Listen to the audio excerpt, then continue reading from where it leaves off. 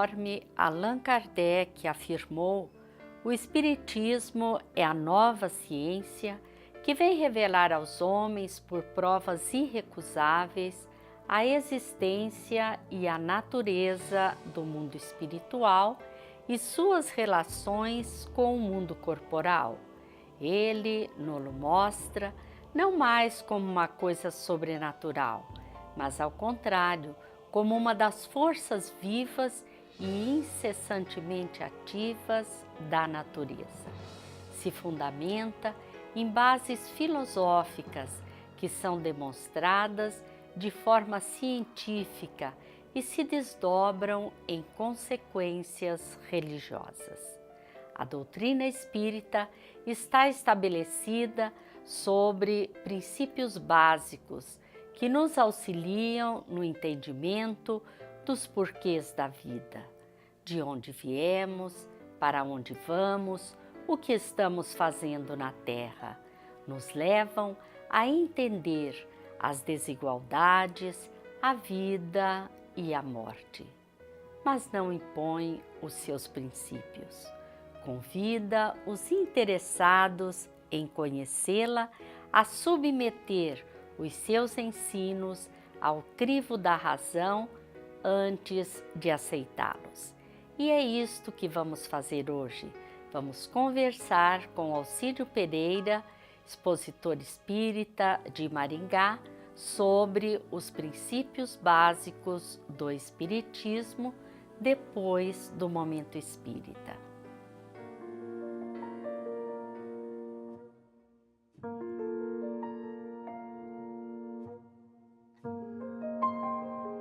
O poeta e jornalista Olavo Bilac, a quem devemos os emocionantes versos do hino à bandeira brasileira, escreveu inspiradamente: Ora, direis, ouvir estrelas, certo perdeste o senso.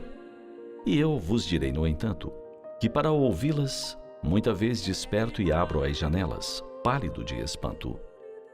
E conversamos toda a noite, enquanto a Via Láctea, como um palho aberto, cintila. E ao vir o sol saudoso e em pranto, ainda as procuro pelo céu deserto.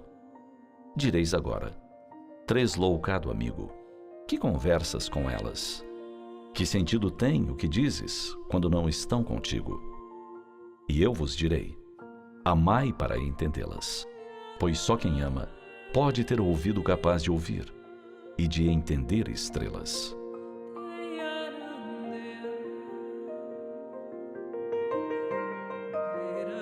O amor nos dá um sentido novo.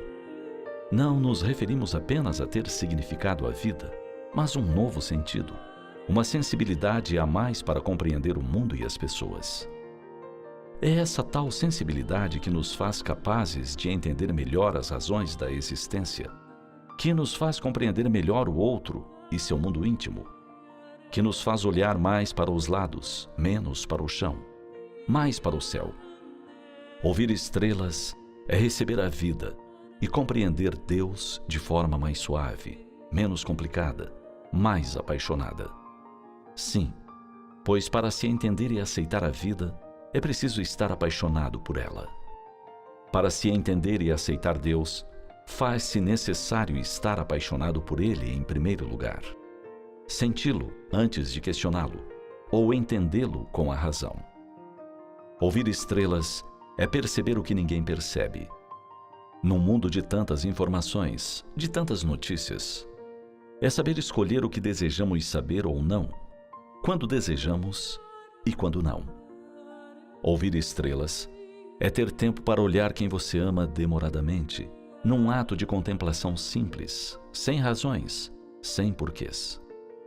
Ouvir estrelas é saber aceitar e aceitar-se, guardando no coração a certeza de que tudo existe para o nosso bem, para nosso crescimento. Ouvir estrelas é chorar de compaixão pela dor do outro, mas não se afogar no lago dessas lágrimas. É sair dele antes que flutuemos na água. É sair de nosso mundo e conhecer o do outro, fazendo parte dele ativamente e não apenas como espectador. Mas antes, é preciso amar. Sem o amor permanecemos surdos, e as estrelas mudas para nós, adereços luxuosos para homens egocêntricos e insensíveis.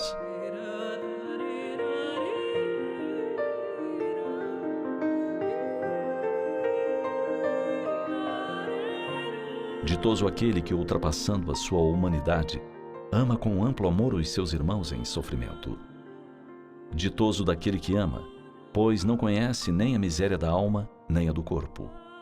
Tem ligeiros os pés e vive como que transportado fora de si mesmo.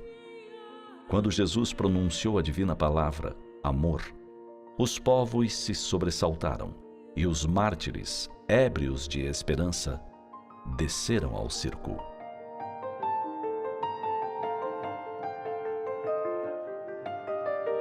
E eu vos direi, amai para entendê-las, pois só quem ama pode ter ouvido capaz de ouvir e de entender estrelas.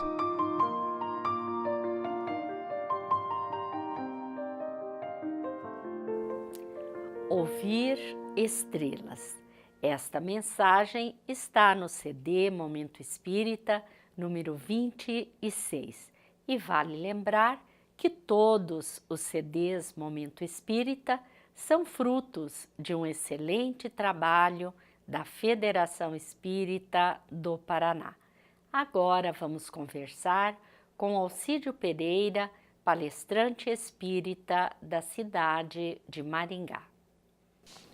Alcídio, é uma satisfação muito grande para nós recebê-lo neste programa.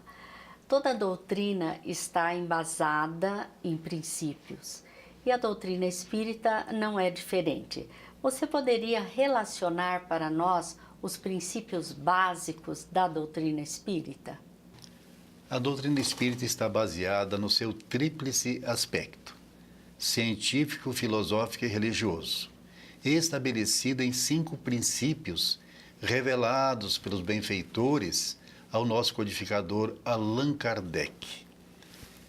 Allan Kardec, então, anotou que o primeiro princípio seria Deus, o segundo, imortalidade da alma, o terceiro, reencarnação, o quarto, comunicabilidade entre os 2 planos e o quinto, pluralidade dos mundos habitados. E você poderia nos esclarecer por que o primeiro princípio é Deus? Bem, nas 1019 questões de O Livro dos Espíritos, o codificador iniciou pela questão que é a base, Deus, a existência de Deus, perguntando o que é Deus. E os benfeitores responderam que Deus é a inteligência suprema, causa primária de todas as coisas. A imortalidade da alma, que é o segundo princípio, tem uma conotação diferente do que pregam as religiões espiritualistas? Sim, é diferente porque as religiões espiritualistas, elas acreditam que a vida continua após a morte.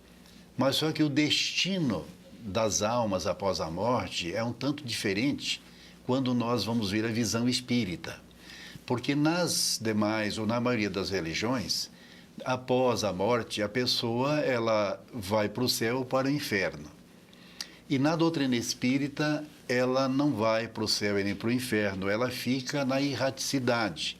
O que seria a erraticidade? O período que a pessoa vai permanecer, ou o espírito vai permanecer no mundo espiritual entre uma reencarnação e outra, aguardando a próxima oportunidade.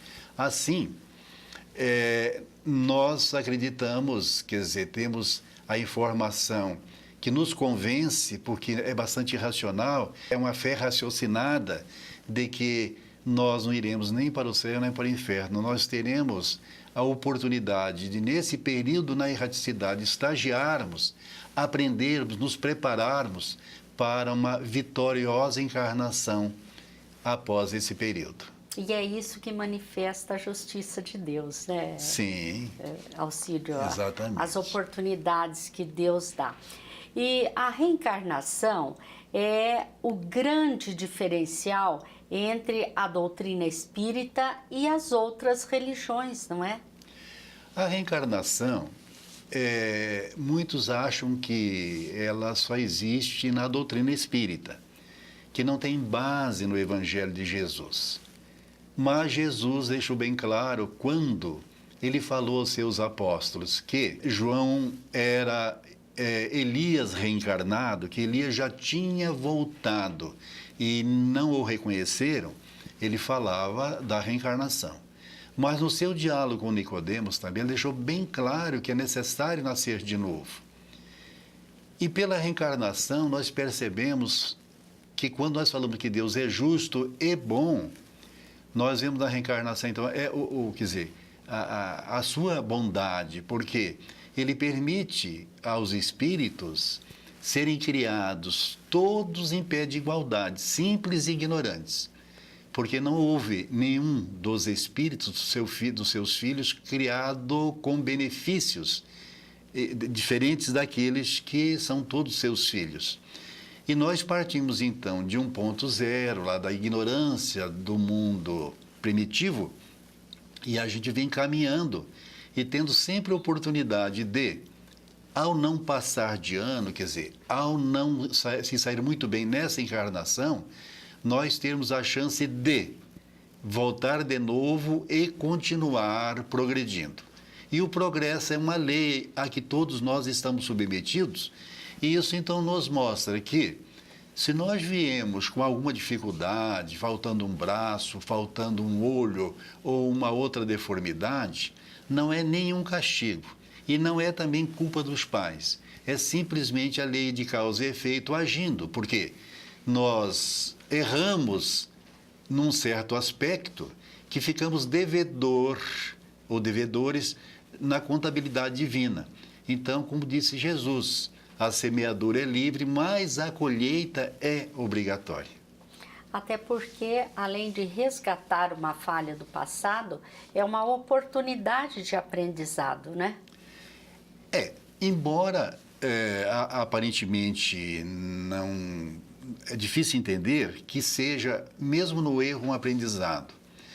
Porque mesmo nós que planejamos levar uma vida toda dentro de um projeto de reforma íntima, e com o que aprendemos já seria suficiente para a gente não cometer mais erros. Mas de vez em quando a gente se pega saindo daquele homem por nós planejado e cometendo coisas que depois vem o arrependimento.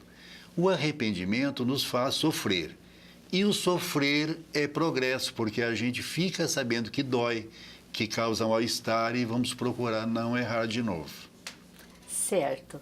A comunicabilidade dos espíritos, né? Outro princípio da doutrina espírita. Como que se dá, como que o espiritismo explica essa possibilidade da comunicabilidade? Bem, a comunicabilidade também não foi nenhuma invenção da doutrina espírita, porque muitos querem dizer que aqui nós lidamos com coisas, até falar, mas lá eles lidam com aquelas coisas. Não, a comunicabilidade está desde o Velho Testamento, e nós vamos ver lá que o rei Saul, está bem claro que procurou a pitonisa de Endor, que em algumas traduções diz pitonisa, mas em outras traduções da Bíblia diz médium de Endor. Então, a comunicabilidade ela se dá através da mediunidade. Desde o Velho Testamento, passou pelo Novo, e nós, na doutrina espírita, vimos Kardec, então, usando bases científicas, ele comprovar que, de fato, os espíritos podem se comunicar com o mundo físico.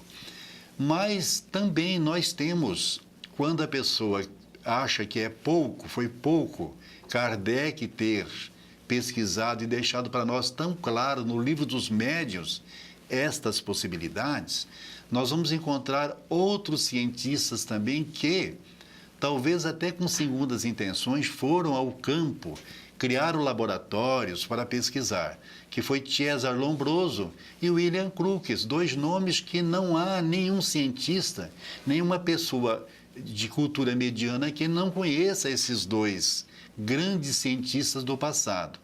Eles foram pesquisar, até a princípio, para desmascarar o que Kardec estava afirmando, e ao final concluíram, César Lombroso chegou a dizer que sentia vergonha de um dia ter combatido esse princípio da doutrina espírita. E William Crookes diz: a vida continua e eles se comunicam. Certo. E é muito simples essa questão, não é, Alcídio? Pois que quando estamos encarnados em um corpo físico, somos espíritos, né? Estamos em um corpo físico. Ao o espírito se desvencilhar deste corpo físico, ele continua na erraticidade como espírito que era, né? Então, espíritos desencarnados e encarnados são os mesmos, né? Qual é a dificuldade de haver essa comunicação em termos de sintonia, né? Você gostaria de falar alguma coisa sobre essa sintonia que existe entre os desencarnados e os encarnados? A comunicabilidade entre os dois planos, a princípio, dizemos que é através da mediunidade. Mas nem todos somos médios ostensivos, que são aquelas características de mediunidade de psicografia, psicofonia, mediunidade de vidência. Mas todos nós, segundo Allan Kardec, somos médiuns. E quando nós vamos lá na questão 467 de O Livro dos Espíritos, Kardec perguntou: pode o homem eximir-se da influência dos espíritos que queiram arrastá-lo ao mal? E a resposta foi: pode, porque tais espíritos só se apegam ao que aqueles pelos seus pensamentos os atraem ou por aqueles que pelos seus hábitos os chamam. Então, quer dizer que todos nós podemos ser influenciados. Por quê? Porque esses espíritos estão ao nosso derredor, em outra dimensão, mas estão por aqui nos observando. E aí nós vamos, então, aprender na doutrina espírita que nós, em nossa reforma íntima, um dos principais itens que nós precisamos aprender é a lei das sintonias, que quando nós pensamos, nós transformamos esse pensamento em ondas pensamentos e vamos nos comunicar com aqueles no mesmo nível, na mesma frequência. Assim, bons pensamentos, boas sintonias. Mas pensamentos negativos, de falta de fé, de baixa autoestima, de rancor, de mágoa, estão exatamente esses vícios de pensamentos e atos na sintonia, na frequência dos espíritos obsessores. Aí, então, todos nós somos médios para esse tipo de influência. Isso é muito consolador, porque nós só podemos sofrer a influência dos bons, né? Como você colocou. É uma questão de preferência. De preferência. Quem nós queremos? Exatamente. Isso é muito interessante. Alcídio, existe algum motivo para a pluralidade dos mundos habitados ter sido inserido como princípio básico, ou seja, o quinto princípio básico? Bem, a doutrina espírita é toda embasada nas falas de Jesus. Nós seguimos Jesus e nós anotamos e observamos tudo que Jesus falou. E Jesus falou bem claro que na casa de meu pai há muitas moradas. Essa casa de meu pai, todos nós entendemos que é o universo. Deus não tem uma casa de pedra. Alguém construiu a casa do pai. Não, a casa do pai é o universo. E no universo há planetas de todos os níveis. Tipo o planeta Terra, que já passou por seu estágio, o seu período primitivo, onde a gente estava lá com outra aparência e com as dificuldades até para inventar a roda, mas que nós viemos num crescimento. Nós, espíritos que habitamos esse planeta, crescemos moralmente e espiritualmente, e o planeta também. E agora nós estamos entrando para o terceiro estágio, que é o mundo de regeneração. Então, deixamos, sem dúvida, de acreditar que há apenas no universo o planeta Terra habitado. E sendo assim, nós vamos perceber que e também por informação dos benfeitores ao codificador da doutrina espírita, Allan Kardec, que há mundos muito superiores ao nosso e há mundos ainda no estado primitivo. Então, por isso que a pluralidade dos mundos habitados já foi muito bem explicado por Camille Flammarion lá no período de Kardec, porque ele era uma autoridade nesse assunto, e também pelas falas de Jesus, não há nenhuma dúvida que nós poderemos um dia habitarmos planetas onde a paz e o amor ao próximo é pleno. No universo tudo progride, né, Alcídio? Mas nós percebemos que Jesus não está inserido nos princípios básicos da doutrina espírita. Qual é a importância de Jesus para a doutrina espírita? Jesus, para a doutrina espírita, é o governador do planeta Terra, que está lá em João capítulo 1, item 4, quando ele vai dizer que no princípio ele estava e nada foi feito sem que ele estivesse presente. Então, isso nos deixa bem claro e com a ajuda dos benfeitores espirituais, nós concluímos ou completamos o que João falou, assim, um tanto resumido, de que Jesus foi aquele Espírito que estava à altura. E Jesus, então, Deus deu a Jesus a tarefa de governar desde o primeiro átomo da formação do nosso planeta, o governo, que não somente foi da estrutura física, geológica, como também dos seres que aqui habitam. Então, Jesus vai ser destacado na questão 625 de O Livro dos Espíritos, quando Kardec pergunta qual é o espírito que Deus nos ofereceu para guia e modelo. E a resposta foi Jesus. Então, Jesus, e é para ele que nós trabalhamos. Na doutrina espírita, nós temos a nossa organização, mas todos nós só nos damos bem quando nós sabemos que nós trabalhamos para Jesus. Alcídio, nós agradecemos a sua participação, agradecemos a todos vocês que estiveram conosco, prestigiando este programa e lhes desejamos muita paz.